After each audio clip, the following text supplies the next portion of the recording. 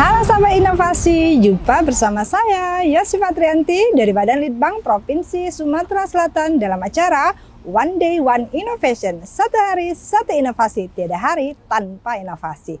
Sahabat inovasi, saat ini inovasi menjadi sebuah keharusan. Dunia terus berubah, maka kita harus adaptif dan inovatif.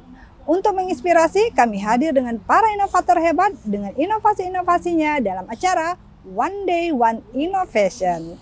Sahabat inovasi, saat ini kita tengah berada di pelataran Dekranasda Provinsi Sumatera Selatan. Sahabat inovasi, di podcast kita kali ini kita akan berbincang-bincang tentang inovasi untuk ibu hamil. Nah, penasaran kan inovasinya seperti apa? Saat ini telah hadir di tengah-tengah kita seorang inovator hebat yang tentunya sangat inovatif dan smart, yaitu Ibu Sri Ayuningsi, STR MKep, dari Puskesmas Nagaswidak Palembang dengan judul inovasinya Martabak Yai Hasan. Nah, pada penasaran kan kok ini untuk ibu hamil tapi inovasinya Martabak Yai Hasan. Nah, ikuti perbincangan kami dengan inovator kita kali ini. Langsung saja kita sapa. Selamat datang Mbak Sri ya. Iya, Mbak. Oke. Ayu panggilannya. Oh, Ayu. Iya. Oke, baik. Mbak Ayu, selamat datang di podcast kami kali ini ya. Terima kasih sudah menyempatkan waktunya. Oke. Oke, baik. Nah, ini sahabat inovasi pasti penasaran. Tadi saya menyebutkan inovasinya tuh Martabak Yai Hasan. Apa hubungannya ini dengan ibu Makanan hamil? sama ibu hamil ya, Mbak Oke, ya. iya. Jadi Martabak Yai Hasan ini adalah singkatan dari mari kita baca buku KIA, yoga agar ibu hamil sehat dan berwawasan. Oke. Jadi singkatan dari Martabak Yai Hasan itu, Mbak. Oh, jadi ini merupakan satu singkatan ya, sengaja dipilih supaya menarik begitu ya. Oke. Kan martabak udah terkenal di Palembang, Oke, kan siap. banyak yang tahu dengan Iya. martabak kan. Oke, baik. Nah, ini sebelum kita jauh mengulas bagaimana prosesnya sampai dengan sejauh mana keberhasilan inovasi ini, mungkin diceritakan dulu kepada sahabat inovasi, ini apa yang menjadi latar belakang kok kepikiran bikin inovasi Martabak Yai Hasan ini? Iya, terima kasih Mbak. Sebelumnya kan saya sehari-harinya bertugas sebagai bidan di ruang pemeriksaan kehamilan, ruang KIA. Hampir seluruh ibu hamil itu di usia kehamilan trimester 3 atau di 7 bulan ke atas itu biasanya mengalami keluhan-keluhan yang memang fisiologis terjadi seperti nyeri punggung, sakit di tulang kemaluan atau sakit di daerah kaki. Itu memang hal yang mungkin memang fisiologis dan biasa terjadi kepada ibu hamil. Namun keluhan ini dapat membuat ibu hamil itu merasa tidak nyaman dengan kehamilan yang dijalaninya. Ketika ibu hamil merasakan ketidaknyamanan, otomatis kehamilannya itu akan berdampak kok kayak gini hamil. Nah, jadi kebetulan saya adalah fasilitator prenatal yoga. Jadi kami di Puskesmas Nagaswidak mengadakan yoga untuk ibu hamil. Jadi keluhan-keluhan yang dirasakan ibu hamil, kecemasan, seperti gangguan tidur itu bisa dikurangi bahkan dihilangkan. Oke. Jadi memang berawal dari program di Puskesmas itu bahwa memang sudah ada yoga. Yoga. Yoga ini tahun berapa? Yoga itu awalnya di akhir 2019, Mbak. Oke. Cuman untuk meningkatkan, karena yoga aja kan cuman untuk cuman untuk mengatasi keluhan. Nah, mungkin dimodifikasi ya. Ya. Kebetulan Dinas Kesehatan ada inovasi juga, yaitu martabak har. Kalau nggak salah waktu itu judulnya martabak har. Jadi kita kalau ibu hamil cuman diajak baca buku, kan martabak hari itu mari baca buku KIA setiap hari Rabu. Jadi kalau cuman baca buku KIA kemudian pulang nggak ada apa-apa, mungkin lama-lama jadi bosan. Nah, kemudian maka kami modifikasi, jadi ibu hamil itu diajak membaca buku terlebih dahulu. Setelah membaca buku, kemudian kita lanjutkan dengan senam prenatal gentle yoga tadi. Oke, jadi ini merupakan merupakan kombinasi dari inovasi dari Dinas Kesehatan, kemudian dimodifikasi dengan inovasi yang ada di Puskes kita itu tadi, Mbak. Jadi inovasi ini menyebabkan inovasi yang kompleks sekali sebenarnya ya. Benar sekali ya. Jadi kalau hanya sekedar baca buku ya bisa aja bosan ya. Nah, kayak ini dimodifikasi dengan yoga. Nah, ini kalau modifikasi inovasinya sejak tahun berapa?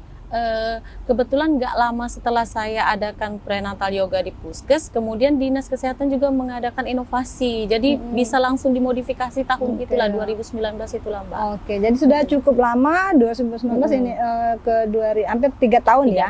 3 tahun ini berlangsung ya. Nah, ini menarik untuk inovasinya ini. Bagaimana proses inovasi ini sendiri?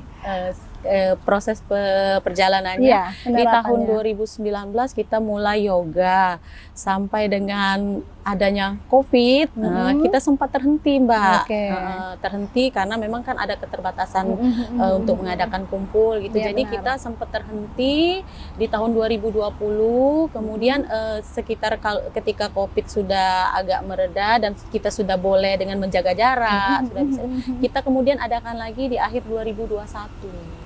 Kegiatan itu. Jadi memang proses penerapan inovasi ini adalah memang ibu-ibu hamil itu berkunjung ke puskesmas.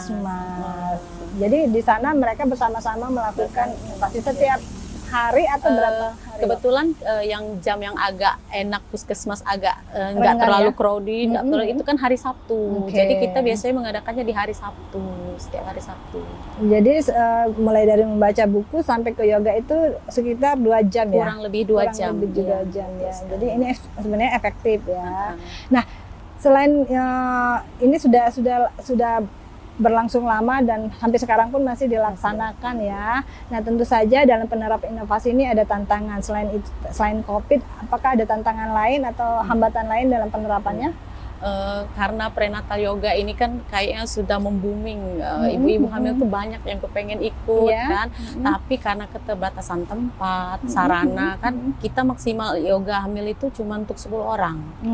Kebetulan puskes kita memakai ruang pertemuan yang karena itu kan yoga itu kan ada gerakan-gerakan jadi memang agak tertutup, jadi maksimal dalam ruang pertemuan itu cuma hanya bisa 6. Jadi sementara kita selama ini cuma bisa 6 orang setiap ada kelas yoga dan bacanya ya. Nah, lebih dari situ.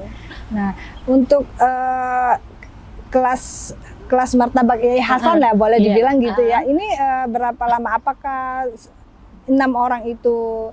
Karena kan gini, maksud saya tuh ini kan 6 orang, padahal kan banyak peminatnya. Nah, untuk mengatasi hal ini seperti apa? Apakah ada jangka waktu begitu sudah dilatih mereka bisa melakukan di rumah atau seperti apa?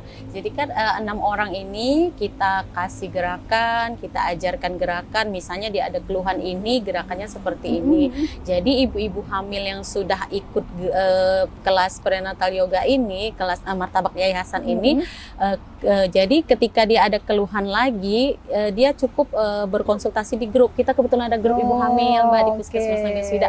Jadi ketika dia bertanya, Mbak, itu Bu Bidan kalau sakit kayak gini, kita ajarkan lagi, oh gerakan yoga yang kemarin yang seperti ini yang diulangi lagi untuk mengurangi keluhan itu. Jadi nanti ada ibu-ibu hamil yang baru lagi yang punya keluhan. Untuk selanjutnya di hari Sabtu depannya ibu hamil lagi yang ada keluhan. Jadi memang bisa diakomodir ya keinginan ibu-ibu ya, karena memang minimal yang sudah pernah ikut tahu gerakan dan paling tidak mereka sudah mulai berkurang ya keluhannya, bisa menghilangkan bahkan untuk keluhan-keluhan yang dirasakan. Nah, ini yang menjadi instrukturnya ya. Ini siapa aja?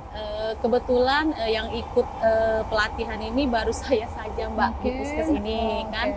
Karena untuk menjadi seorang fasilitator prenatal yoga ini kita harus ikut pelatihan terlebih dahulu dan memiliki sertifikat. Nggak semua orang tuh bisa untuk melakukan ini. Jadi harus ikut pelatihan, kemudian kita dapat sertifikat, baru kita boleh menerapkan kepada ibu hamil. Iya, karena memang yoga ini kan memiliki teknik-teknik tersendiri ya Bu. Jadi kalau salah bisa bukan mengatasi keluhan, malah menambah keluhan ya. Oke, baik. Nah, sejauh ini inovasi ini diterapkan sudah. Tentu saja kan inovasi itu kan dibuat untuk mengatasi masalah. Nah, sejauh ini sudah berapa persen ya, kalau kita bolong persen, berapa persen inovasi ini bisa membantu keluhan ibu-ibu hamil?